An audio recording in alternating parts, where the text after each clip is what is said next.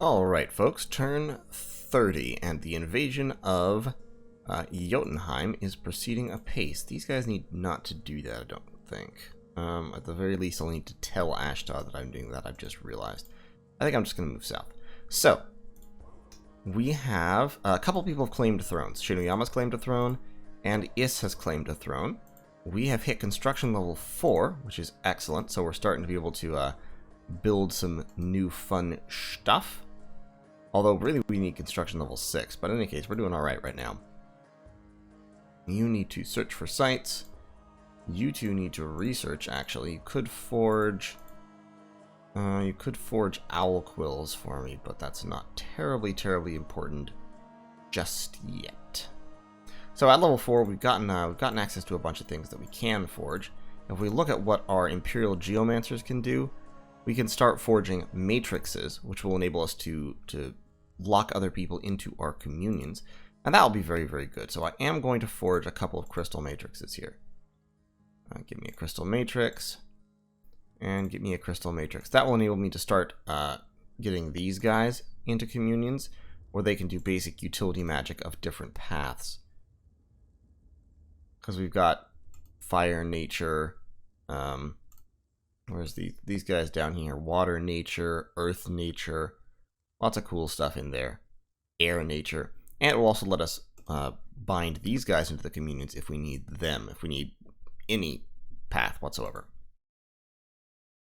So that's great. That's getting started. Research-wise, research is still going very well. 662 per turn. At turn 30, that is a fine amount of research to have. Now, in terms of battles, first of all, actually, before battles, we successfully infiltrated Nazca, so let's take a look at its score graphs. In terms of provinces, Nazca, where's your banner? There it is. In terms of provinces, I'm actually ahead of Nazca right now. Nazca has lost provinces recently.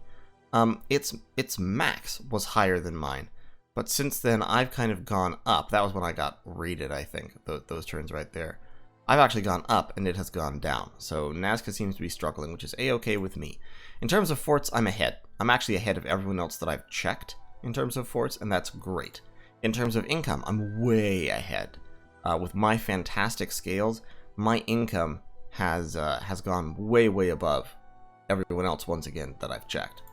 Gem income, don't know, because my scout was not a mage, my spy rather. But my gem income is pretty high right now. Research also don't know, Dominion don't know, army size. My army size is quite a bit higher than Nazca's. Don't know about Pangea or Jotunheim. Jotunheim had a larger army, but given that they've been getting the crap kicked out of them by Ashtod, don't know about that. And then in terms of ascension points, of course, I haven't claimed any yet. But speaking of ascension points, there was a battle in Swamp of Solitude that we should watch, because this battle marks the first deployment by me of an actual, factual, real-life Gifts from Heaven communion. So, looking at what we're fighting, the archers and crossbows are already starting to fire. We've got a bunch of phantasmal warriors up front, Jaguar tribe behind and to each flank. Over here we have one sorceress, and up here we have a second sorceress with Death 3. So two fairly powerful sorceresses, albeit this one is a lot less powerful and scary. And then we also have one Jaguar tribe priest way in the back and a few independent infantry, but nothing really scary is here. So we've got a couple of swarms, we've got some buffs going off with the communion. The communion's all set up, we have flaming arrows cast, and then... Whee! The Gifts from Heaven! Oh yeah, look at that. Beautiful. That was gorgeous. Now, unfortunately, it's targeting the highest concentration of enemy HP, which is the Soulless they just summoned up here. So it's attacking the exact part of the battlefield that my cavalry just went to. So a little bit of friendly fire, but that's okay. My infantry, meanwhile, backed up by the flaming arrow barrages, has basically annihilated the first line of the enemy. After 3 rounds of Gifts from Heaven, my mages go off the reservation and start casting buffs. Since they're really close to a big pile of archers, they want to layer buffs on them, so they've dropped, like if we look at our Imperial crossbows and stuff, they've dropped Strength of Giants and Legions of Steel and all kinds of buffs on them. And then they started dropping Body Ethereal on people or on themselves, you know, it's okay. Got another gifts coming down. My mages will cast gifts off script if they see a good target. Honestly, I kind of wish they cast it off script more. But on the other hand, you don't want your communions breaking up. That whistling sound was another one coming down. Now, if we look at my mages, so my communion master, 22 fatigue. Communion slave, 58 fatigue. So not too bad. Another gifts dropping. That was some friendly fire, and that's actually a pretty good round of gifts. And we pretty much clean everybody up at this point. Unfortunately, we did lose a significant fraction of our cavalry, but not all that many units in total. We lost 42 units all told. We killed 155. The Imperial Geomancers got 56 kills, and from the math, I think almost all of that was the enemy. I think they probably got 10 or 15 friendly fire kills. The Archers, Imperial Crossbowmen, and Longbowmen, between them, got a ton of kills. Just an absolute ton. And once again, friendly fire was limited. See, we took 42 casualties. The enemy killed about 30. So overall, about 12 friendly fire casualties or so. And 1 unit retreated, which I think was a heavy horseman. In any case, so we've captured the Swamp of Solitude, which contains the Throne of the Moon. So our Dominion will get growth +1. Blessed troops get precision +3, which is kind of neat. And then it gives us water and astral gems, which is perfect, because water gems is kind of what I need right now. I'm starting to slowly run short of water gems. So, Ho Sin Kyu is claiming that throne as the army moves on, and then she'll just fly over to catch up with the army afterwards. There was a battle in Kishia, and this was Odin actually back in Nazcan territory. So he bounced back down there, and he's raiding Nazca, which is fine by me. Frankly, that sounds really good to me. I'm like, go for it. By all means. Go attack them. I will not stop you. Far be it from me. Guan Yin, the eunuch, should wait one more turn, but he can get all these troops lined up right now. Actually, I'm not recruiting anybody there anymore, so yeah, he can just move. So, I've got temples built. I've got a temple built here. I'm going to build a temple up here, and I'm also going to build a temple down in Ulm once I have Tai Yi down in Ulm. That will help spread my dominion, and more importantly, it will help get rid of Odin's dominion. And by getting rid of all of Odin's dominion, we can Dom kill him and not have to actually fight that super combat, which will be great. There was also a battle in the caverns. We can watch that. That was fairly unexciting. My army here was fighting just a little tiny bit of Jotunheim province defense, a few Veti, and we just wiped them out. We just had superior numbers, so we rolled over them and didn't, like, nothing bad happened. We lost 2 of our ministry guardsmen. Unexpected events. Lost all the tax out of Amphalia, which is, okay, I don't really care. Sectarian movement in Behemoth's Rest, so that's going to lower my dominion. Need to get rid of that. And in the Shade Forest, Unrest and Magic. And that is about all that happened. So not too exciting a turn. So actually, Guan Yin, you should move up north since you have the patrol bonus. Take your troops and get up there to solve that problem. I have some troops over here in Oak Beach also, although I'm not recruiting any at the moment. So, we're making good progress. The invasion of Jotunheim is going entirely to code. We found an underground lake in the caverns, by the way. We're going to take these 2 provinces, and that will actually put us right next to Jotunheim. So after that, we can roll the army in and besiege the capital, see if we can take that. Suwanmi's army will come over here and then take Blackdale. This army will back up our main force, moving in to support them. Similarly, Murgos, with all of his earth gems, will back them up. And I should also give Fenric here some astral pearls. There. So those will be gems for the army. Murgos has got 20 earth gems in case I decide I want to start casting Maws of the Earth or something like that. And Fenric will hand over more pearls to Pacha or somebody in order to make sure that they have the pearls necessary to keep casting their Power of the Spheres and stuff like that. Also, Pacha has more fire gems so that we can ensure that we will always have enough for flaming arrows, because flaming arrows on our big massive crossbows will be extremely effective. So that is the plan. In terms of what our scouts see, so this is Kishia that was just taken. We've got Ying Ying down here in Nazca. She's actually going to move away, just in case they start patrolling, because, especially if they summon some condors and set them to patrol, condors have a crazy patrol bonus. And so it would, it'd be bad. They would catch her very, very easily. And up here, yeah, we're attacking those two provinces. We're going to take that province next turn and also besiege Jotunheim next turn. Should be good. I don't know that Jotunheim has anything left to stop us, really. My only question is whether Ashdod is going to get him before we can. I will send Nasajin a message letting him know that I'm attacking 154. And we will proceed from there. I may, depending on how this all works out, I may roll straight into attacking Ashdod, to be honest. Because, like, seems like it could work. Especially with flaming arrows. Well, I mean, actually, flaming arrows won't help me all that much because the giants are fire resistant. So I'll need crossbows, not longbows. Because the longbows won't really do enough damage, but the crossbows will. The crossbows will punch through armor. I've got a good number of claymmen here. I'll start moving them around a little bit, but for right now, I think everything is going just fine. And once I hit a couple of my research goals here, I'll be able to set some of my mages to summoning some of my more important summons pretty much every turn. Also, what I should do is I should set you to forging more alquils regularly. So I'll be making 4 air gems a turn. You can do that for at least another 8 turns and be fine. Alright, so thanks for watching. I will see you all in turn 31.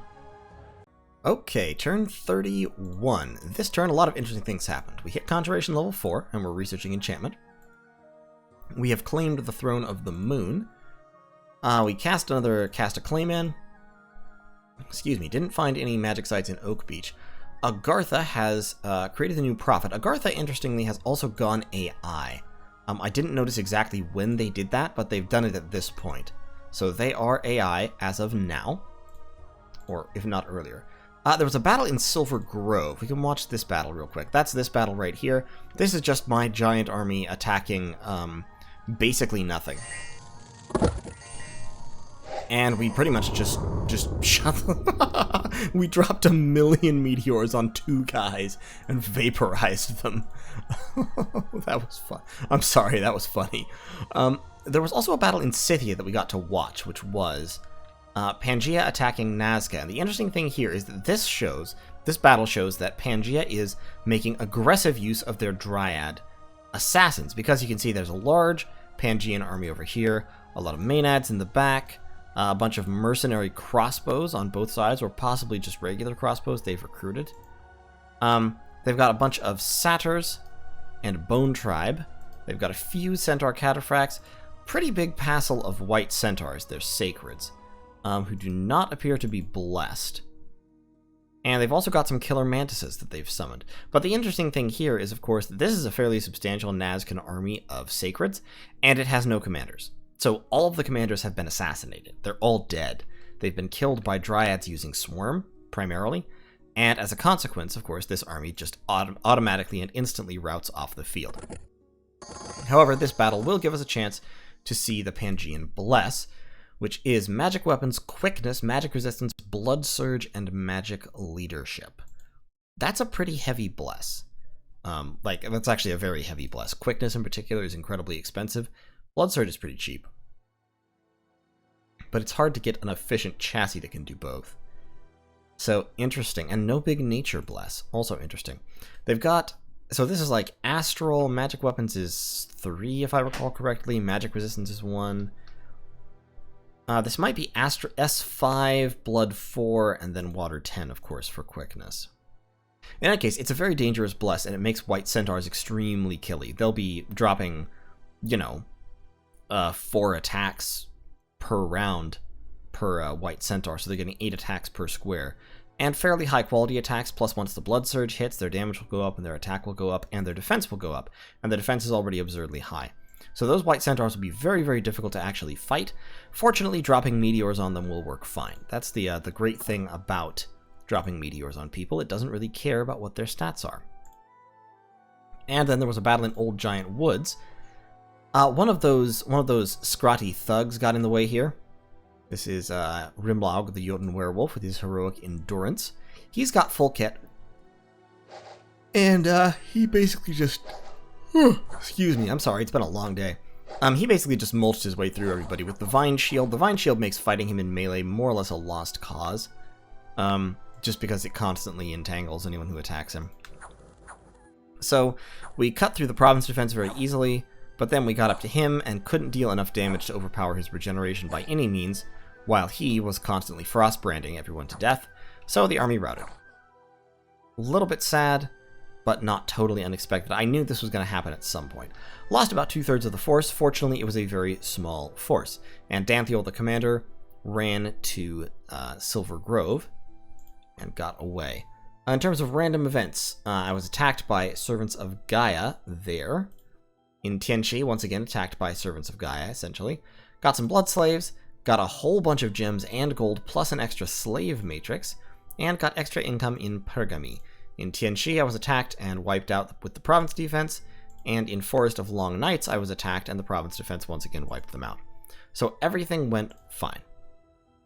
In terms of what I'm doing this turn, this is an interesting conundrum. This is Jotunheim. It's got about 100 units inside it. Mainly wolves, Garmherdings, and some Gigyas. This is a very significant army of Ashdod, composed primarily of long-dead Rephites, but with a significant contingent of Sheshai Anakites. This army here probably has somewhere around 100 siege defense, because Garmherdings contribute 2.4 each. My army has 381 siege strength, and this fort has 750 wall integrity. That means that probably it's going to take me 3 or 4 turns to crack Jotunheim.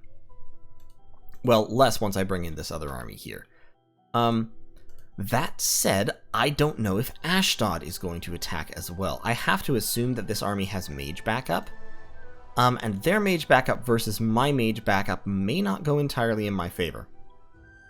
In particular because Ashdodic troops have fire resistance. Long Dead Rephites have fire resistance. Sheshai Anakites have fire resistance. Pretty significant fire resistance. So casting flaming arrows won't help against them. So it's a little bit of an interesting conundrum, because if I move in to take Jotunheim, I can't be sure that we're not going to collide with this army and take grievous losses. And if this army fights this army, I'm not sure exactly how the fight will go. Dropping meteors may well wipe out the Anakites, but it also might not. I mean, I know they don't have a good bless, so I can obviously kill them. But, and they have 50 hit points per square, which is pretty high, like very high. So they will be targeted by the meteors. That said, I don't know if I can kill them quickly and accurately enough with my rounds of meteors to avoid having them hack through my infantry. Now, my infantry is actually honestly pretty good at dealing with Anakites, and in particular, my massive quantities of crossbows are pretty good at dealing with Anakites. Infantry-wise, I've got most of my infantry is chaff, but it does have a good number of glaives mixed into it. I've got 1 Yeti remaining. About 60 just chaff shielded infantry, and then up here that's 5 glaives. And yeah, it's not many glaives, to be honest. My infantry cohort is fairly small at this point. My army is mainly crossbows. I do still have some swarm casters out front, so they'll drop a couple of swarms, which will help. I don't know. I mean, it's all a matter of my chaff holding off the enemy as they advance. This army back here has a larger infantry contingent. Still not a whole lot of glaives, but a lot more chaff infantry, basically. And so these guys can really help support. But I just don't know if this army can take on that army, and particularly, I don't know if this army can take on that army and then this army simultaneously. Those Gigyas will be spamming skeletons, which will be a little bit of a challenge for me to overcome, since they can do that very, very reliably and consistently. I may also be attacked, of course, by Jotun werewolves. This army does not have a whole lot of magical backup. It has a whole lot of archer backup, but not a whole lot of magical backup.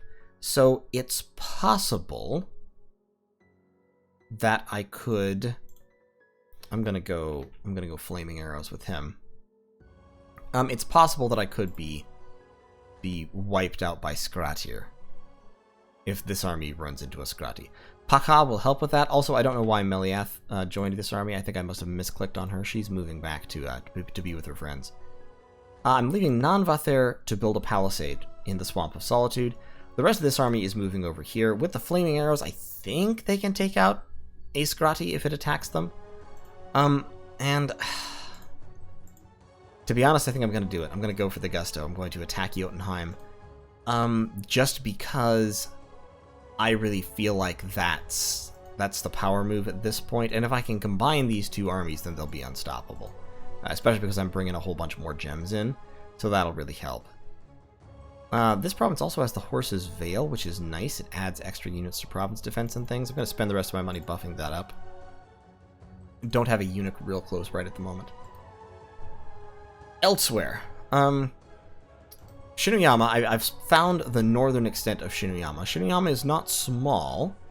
Bandar Log also has taken Summer Bay, that throne up there. If we look at our thrones of ascension, they haven't claimed it yet. Nobody has claimed more than one throne. I, of course, have the Throne of the Moon. Marignan has the Inner Throne. Pelagia has the Throne of Death. Shinuyama has the Throne of Gaia. And Is has the Iron Throne, which gives them Adepts of the Iron Order, which are fantastic mages that I wish they didn't have. But, c'est la vie, c'est la guerre. It is what it is. Shinuyama... That's the Throne of Gaia right there. That throne must be under Ashdod's control, if anyone's, I guess. And of course, down here we have the Nazca Pangea War continues apace, which I am just absolutely fine with. Like, I am hunky-dory. They, as far as I'm concerned, they can fight each other as long as they want. Now, my worry here is that Shinuyama coming in against Nazca is going to enable Pangea to wipe them out very easily. Pangea has sent me an offer of a non-aggression pact, which I think I'm going to take them up on. And so we'll kind of have to work everything out there, but I think it won't be a problem. I'm going to make peace with Pangea. I may turn on Nasajin and kill him. We have a non-aggression pact at the moment, so we'll see. We will see. I'm not terribly frightened of Scales Ashdod. I'm much more frightened of Hellblessed Pangea, to be honest. So it's just kind of a matter of, can I take Pangea on effectively? Like, that is the question. That said, my research is going very, very well. I'm very happy with that. Let's look at our score graphs. Research-wise, I'm doing pretty good. So, as long as I can keep that up, I'll be fine. Once I hit high research levels, I will be a magical powerhouse. And, of course, I do also have a couple of master matrixes, so I can now, if I want, slap an Imperial Alchemist into any communion and drop some massive spells. That said, I don't actually have massive battle-wide buffs just yet. I was researching up to Thaumaturgy 5, but looking at my research and looking at the turn, I mean, it's turn 31, I'm almost thinking that at this point I should start focusing on something. The obvious level to focus on would be Alteration. If I can push my way up to Alteration level 7 in fairly short order, that will enable me to buff the hell out of my infantry with Marble Warriors, and then Army of Lead or Army of Gold later on. Both of those would be fantastic. Ground Army is also a great spell against Nazca with their Shock Weapons Bless, if that's necessary.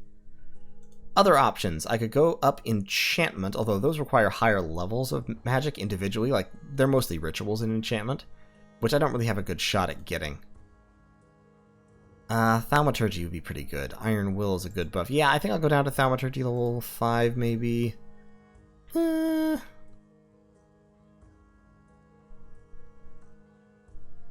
The other thing, though, is I also want to get down to... I need to get down to my major summons. I need to get Huli Jing, I need Celestial Soldiers. I have Celestial Hounds, which are a pretty good summon, but they require Air Gems, which I don't have a lot of. Celestial Soldiers, unfortunately, also require Air Gems.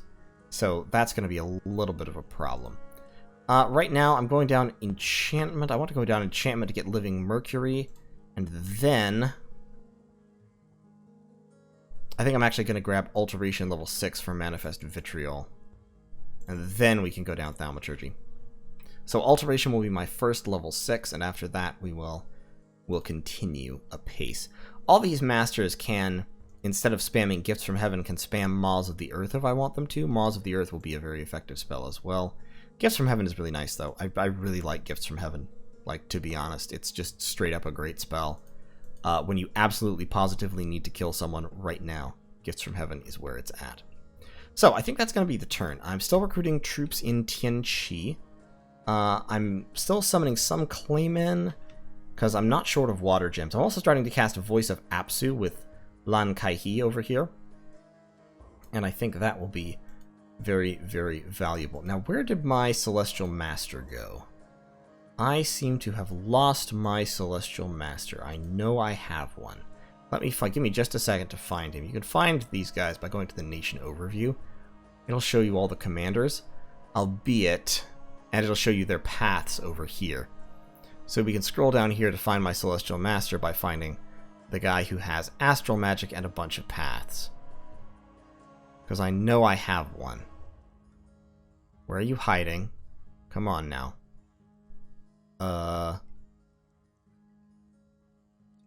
This is distressing. There he is, Yazi. He's in Nam. That's right. He's moving down here to site search the Swamp of Solitude. The irritating thing about middle-aged Tianqi Celestial Masters is that they can't fly, unlike the early ages Celestial Masters. Early age Celestial Masters have more paths and can fly and are just generally better. It's a shame that the whole rest of the nation is a lot worse. But in any case, I think that's going to be turn 31. I'm pretty much set. I'm moving Guanyin up here to patrol to take care of the monster boar. I have my temple down here. I'm going to build a temple here in Ulm in just a couple of turns. Tai Yi is moving down there to accomplish that. I am building a temple up in Oak Beach this turn. So pretty soon I'll have 5 temples, which will push my Dominion spread chance up.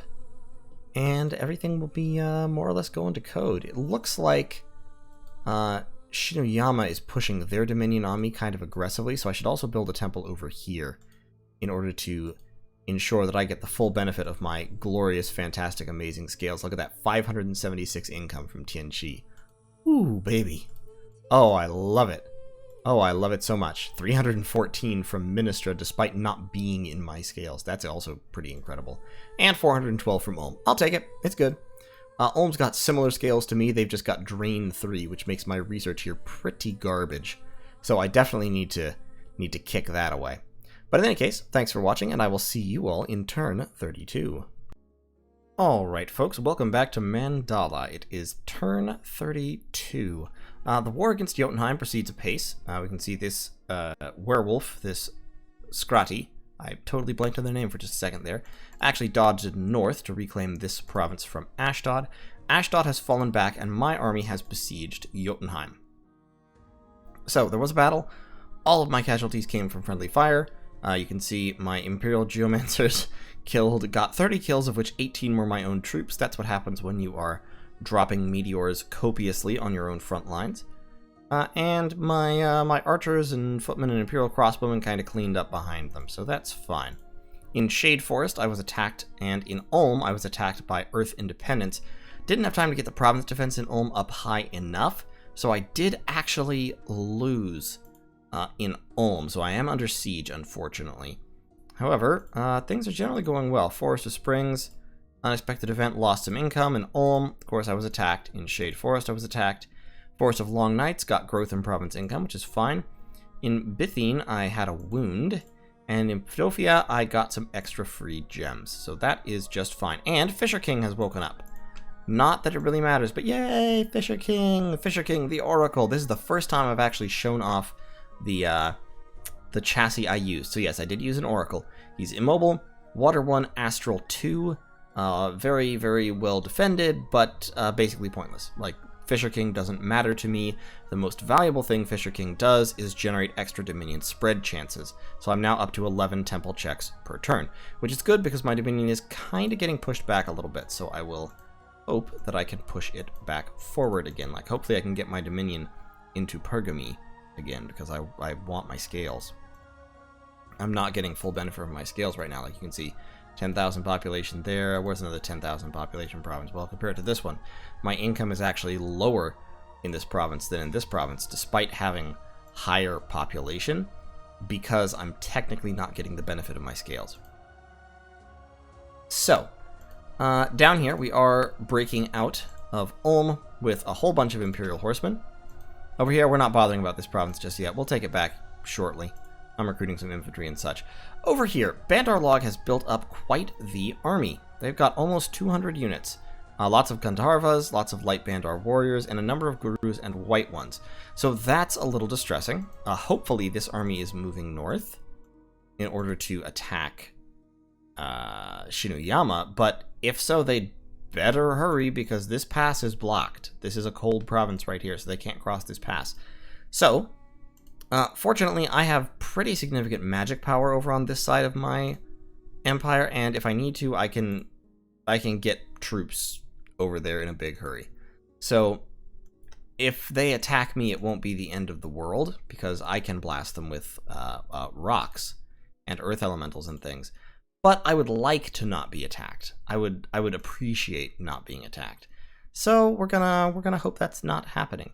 I will hit level 6 alteration next turn, which will give me access to petrify, crumble. Why am I getting level 6? Actually, I mean, really. Oh, right, manifest vitriol. That was the big thing. It'll get me manifest vitriol. That's what's important.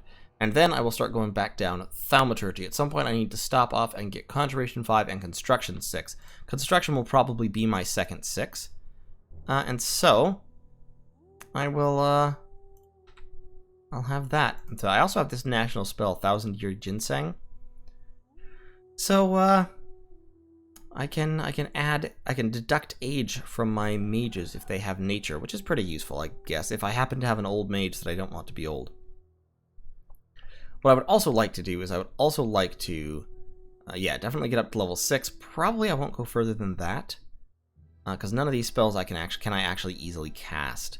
Weapons of Sharpness I can cast on the battlefield if I have 8 Communion Slaves or 16 Communion Slaves. I can just cast it natively. If I have 8 plus Earth Power, I can also cast it. So Weapons of Sharpness is an option, but that will be a late game thing. I am casting Living Mercury. I'm starting to summon Living Mercuries, which is good because Living Mercuries are great units. I will definitely need more people to cast that, but right now my water income is not hugely high, and I'm also going to need to save up so that I can summon Green Lions. Summoning a lot of Green Lions is very, very effective, so I'll definitely be focusing on doing that. I have one guy with Water 2 naturally, and then I have 2 guys who of course have Water 1. Sun Wukun and New Yu. Then down here I've got Pacha, and over here I've got Gao Yao, neither of whom have Water 2. They are my Fire 2s. But I can, with any of my Imperial Alchemists, I can just give them a Water Bracelet and then they can summon Green Lions. And that's what I'm going to end up doing. I'm going to end up doing that kind of a trade. Now, speaking of trading, I am trading gems with Shinuyama. I am trading them a whole bunch of death gems, all of my death gems and earth gems, in exchange for air gems. So I'm getting a huge passel of air gems, I'm sorry.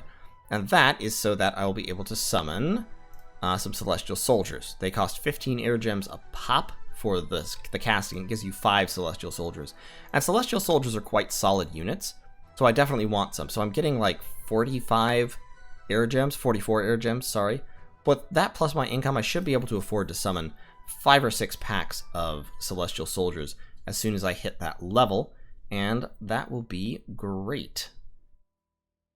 Now, the only problem with that is, of course, the spell requires Air and Astral. Specifically, it requires Air 2 and Astral 1, which means I need more Celestial Masters in order to get that Air 2 random. So I'm recruiting right now. So yeah, 25% of Celestial Masters can do it. Haven't recruited enough Celestial Masters to actually hit that point yet. Kanji can't, he's casting Voice of Apsu. He and Lan Kai-He are both casting Voice of Apsu. And my other one who's around here somewhere also can't. I forget where did I put him? Where did I put him? Anyway. So, we're moving further into Jotunheim's territory. We're taking that province. We are moving to strengthen the siege of Jotunheim. Another 288 siege strength. On top of the 360 I already have, that should pretty much crack the fort within a couple of turns. It's moderately damaged now, so that's somewhere between 25 and 50%. If we throw this on top, I think it'll break next turn. And then we will send the army in and hopefully roll over them. Now, we have to anticipate a certain amount of Skella spam from Jotunheim. We also have to anticipate, well, let's take a look at Jotunheim in a little bit of detail here. So, Elf Poser playing Jotunheim. They've got, in terms of mages, they only actually have 3 mages. They've got the Veti Hag, Jotun Skrati, and the Gigya. The Veti Hag is extremely efficient and cheap, but not individually strong. They're old, they're inept researchers, they are stealthy. They have 1 random magic skill from these 4 paths. Now, all of these 4 paths are good. Blood randoms can blood hunt, astral randoms can be communion slaves, nature randoms can cast swarm in battle and minor nature buffs, and death randoms in battle can summon skeletons very slowly, and out of battle can cast the reanimation spell to get a whole bunch of skeletons, including occasionally Jotun Longdead, which are not bad. Jotun Skrati and Gigyas are exactly the same as for Niflheim in the early era. Jotun Skrati, water, blood, and a random, and the ability to shapeshift into wolves. And of course, they do have oldness, but it barely matters for them. And Gigyas, death, nature, blood, and 2 randoms from those 4 paths. So Gigya are very powerful mages still. They are capital only. Skrati, Veti Hags are not only recruitable in all forts, but also recruitable in all forests. And then Jotun Skrati are slow to recruit, but all forts. So magically they've got some stuff going on. These 2 are the dangerous ones. Veti Hags, the nature random ones in battle will be casting swarm on me, and that is a problem. But beyond that, they shouldn't be too bad. Now, they also have Elf Poser, and Elf Poser is a monolith. Monoliths are a problem. Monoliths are very hard to kill. Fortunately, I do have Gifts from Heaven, and Gifts from Heaven, hits from Gifts from Heaven will deal a ton of damage to monoliths. It will actually take multiple direct hits to kill a monolith with Gifts from Heaven, but that's okay. So, basically, I think I can Gifts from Heaven my way through the Mage Corps. The problem will be if they start spamming skeletons at me from the Gigyas in a big way. It's going to be hard, like my infantry won't be able to hack through it. Now, my archers will help a lot, and of course, if I'm casting enough Gifts from Heaven, that will also help.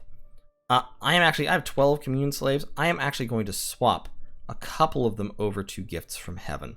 So that will make my communion more fragile, but it will mean they hit harder in the time that they hit. Another alternative is to swap my research over here to hit Conjuration level 5 this turn, so I can summon full-sized Earth Elementals, and summon a crap ton of full-sized Earth Elementals. That would very effectively counteract Skella spam. That might be pretty effective, to be honest. Because I've got a whole bunch of Earth Gems coming. It would mean not hitting Alteration level 6 this turn. But I could definitely do it.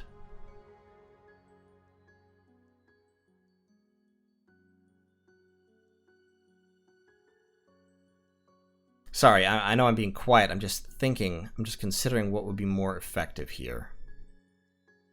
Some Earth Elementals would be a good idea, and that's kind of why I'm bringing all the gems. So tell you what, we're going to go Conjuration 5, then Alteration 6, then Thaumaturgy 5. Yeah, we'll do that. This province, Pangea contacted me to tell me he was taking this province. He hasn't taken it yet. If he hasn't taken it next turn, I'm gonna drop Swan Me onto it and take it myself. Speaking of Pangea and Nazca continue to fight, and of course Shinuyama has gotten in on the Nazca fight as well. Looks like Nazca is getting the crap kicked out of them, which I am personally fine with. Like, I'm okay with this. I don't know where Ulm's god has gone. Hopefully he's still harassing Nazca. Looks like he's taken that province back, so Ulm might be trying to hang on to life somehow. And overall we're doing very well. This is a good position to be. I'm kind of at the point where I'm picking targets at will, which is exactly the way I want things to be. And yeah, we are doing yeoman work up in here. So, thanks for watching. I will see you all in turn 33. We'll see how this Siege of Jotunheim situation goes.